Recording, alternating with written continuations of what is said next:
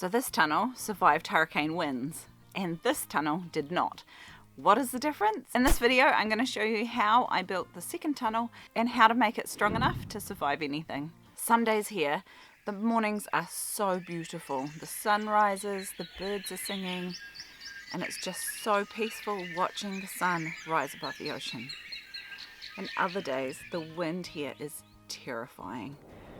We get really strong winds, and this particular springtime at equinox, the winds were absolutely insane. We lost a chicken coop to the gully, we lost our solar panels, they all blew over. There was just decimation left, right and centre, and I have been trying desperately to find a garden tunnel that will survive these kinds of winds, and I think I finally nailed it. So today I'm going to build a new tunnel, and I'm going to show you exactly what I did and how to make it nice and strong no matter what the weather. Now, this is a garden bed that I have planted some carrot seeds in, and I need it to be protected from the birds. The wonderful thing about living here is we have a lot of bird life. The downside to living here is we have a lot of bird life. The blackbirds will ruin anything I plant in the garden.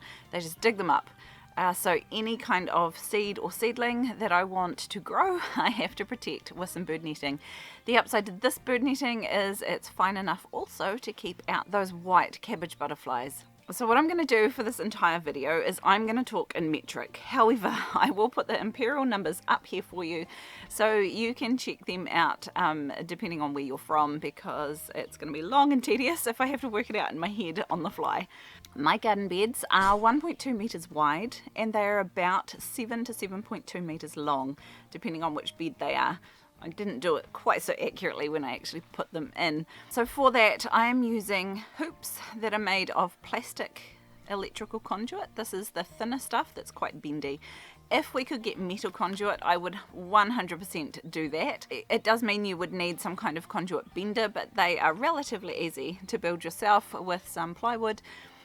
To be able to curve the hoops nice and evenly. The upside to the plastic is it doesn't need that. The downside is they're not going to last quite as long as the metal ones. However, these ones are officially UV treated, should be okay outside. And ideally I would use the 20mm stuff because it's a little bit more flexible and it still fits over the stakes that we put in the ground. Some of these are actually 25mm because they were in the wrong area in the shelving and they didn't have any 20mm, so I accidentally grabbed the bigger stuff, which isn't bad. They're a little bit harder to bend and they don't quite fit the clips I've got, but for the most part they're still working okay. The next thing you will need is some rebar stakes. Now rebar comes in multiple different lengths and multiple different widths and all sorts of things. So this is 12mm, which is like the standard rebar. You can buy it in 6 meter lengths and you can cut those up. These ones they came in a bundle of 1 meter lengths, 6 of them, so it's still same amount, but it was actually more expensive to buy the 1 meter bundles than it was to buy the big long sticks. But I didn't have the trailer with me, so 1 meter sticks it was. So the 1 meter sticks I've just cut in half, so now they're 500mm long. The next thing obviously is some bird netting. Now with bird netting, it's a little confusing, the measurements that they put on the packet. It will say on the packet that it will cover X number of meters by X number of meters, but actually what they do is they stretch it out as far as it'll go one direction, which shortens the other direction, and then they stretch it out as far as they can the other direction, which shortens it this way. So whilst this says that it will cover 4 by 10 meters, it will not. It will cover either 4 meters or 10 meters, but not both. So I use that length. It does give me a little bit too much length on the end, but the upside to that is if I end up with any holes along it, I can sort of just shimmy it along without too much of an issue. You definitely don't want to skimp on the size of bird netting that you have. Alternatively, if you want these as like grow tunnels, you can use a UV stabilized greenhouse plastic. Just make sure that it is in fact UV stabilized. I have accidentally bought a whole roll of non-UV stabilized stuff and tried to use it one year and it was a disaster. You just end up with shredded plastic absolutely everywhere. So just make sure that what you're using is actually greenhouse plastic and that it's designed to be used outside, not just a clear polythene which will fall apart by the end of the season. No matter whether you're using a bird netting or if you are using insect netting or if you're using UV treated plastic, either way you need some of these little clips. They are available. These ones are just cheap ones from AliExpress. I'll put a link to the ones that I bought down below. They come in different sizes, so depending on the size of conduit or pipe you are using, you get the corresponding size and they'll clip on nice and firmly. These 20mm ones I have been using for the 25mm pipe. They do fit. It's a bit of a squish and it probably is putting a little bit of strain on the clips, but it is working and they are holding. Another alternative, if you can't get plastic or metal electrical conduit, which is the cheaper option, you can use PVC pipes. Just make sure that they're the thin-walled ones, and you want it basically to be as skinny as you can get. The smallest diameter across will make it bendy enough for what you need.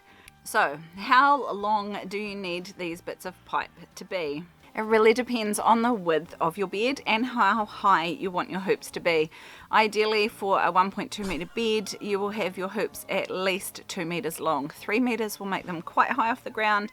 2 metres will be enough to give you a decent sized hoop to grow garlic, cabbages, brassicas, most of those sorts of things underneath without them being squashed and trying to climb out through your bird netting. If you make them 3 metres long, you'll get that extra bit of height, which is really helpful if you're trying to protect tomatoes or peppers or corn until they get a bit bigger. For me, this conduit comes in 4 metre lengths, so cutting it into 2 metre lengths gives me 2 per pipe, and that fits perfectly for me. Now, how many hoops you're going to need per bed depends on how long your bed is. Divide the length of your bed by somewhere between 1.2 and 1.5 metres, and then add one more hoop. So for me, I'm putting them about 1.2 metres apart. Some of them are slightly further than that, and then plus the one on the end means I can get away with using 6 hoops over a 7 metre bed really easily. Now all you need is a sledgehammer or some way of whacking these, and unfortunately for me a lot of this ground has got big logs buried underneath it, the joy of growing on ex-forestry land. So every now and again I do have to move where the stake is going just a little bit to get it around a big hunk of wood that I can't bash it through, but that's okay. For the most part it's worked just fine. And what I do is I hammer these in the corners. I measure the width of the bed the right way and try and make sure that they're nice and square, and bash these in at least half the height of them. And then I use the tape measure as both a measuring tape and a string line because I'm a little too lazy to go and find a string line. This works just fine as long as it's not too windy for the tape measure to blow away. And I just lay it out and try and put my pegs in the right places along that line so that the bed looks nice and straight once I've done. And then it's a matter of simply grabbing your pipes, very carefully putting them over one side and then bending them up and over and down onto the other side of the rebar. If you bend them too far or ram the rebar, if the rebar's like on a bit too much of an angle outwards, it can snap the pipe. So try and make sure that they're either perfectly straight up and down or lean in ever so slightly. I have snapped a couple of pipes doing it when they've accidentally been leant out a little too far. The angle's just a bit too much and it does snap them, which is unlikely to be an issue if you're using metal conduit, of course. To put over whatever covering you're putting over these, it's quite easy. All I do is tie a knot in one end and use one of these ground staples to bash it in nice and centered with plenty of leeway to be able to get it right around the side. So center it, peg it in nice and firmly, and then unroll it so it's not twisted all the way along the garden bed, and then knot and pin down that other side as well.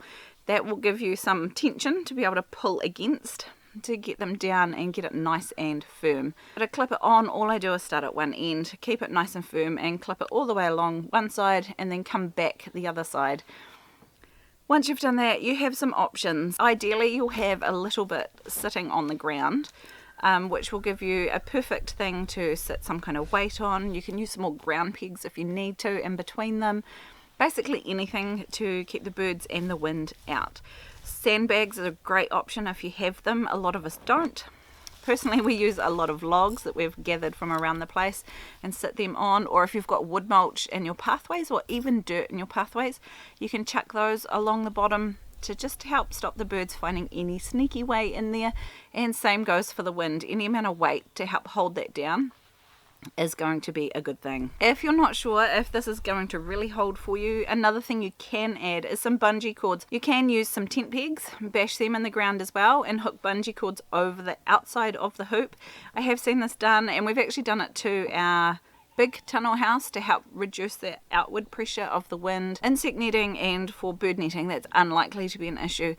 If you are using plastic and have big winds coming, this might be a good option for you. Basically the same as what you would do with a caterpillar tunnel, but you're doing it on a really small scale. You can just tie them around the bottom of the rebar, or you can put in some separate pegs to help anchor it down. Both of those options definitely work. I don't bother doing that here because I'm using insect netting, and these have held up to 150 km/h winds without blowing away. Now, another thing I do in the garden is use string in a fancy way to save my peas from falling over, and it's a super cheap trellis option. So if you want to check that out, grab this video up here, and I will see you in the next one.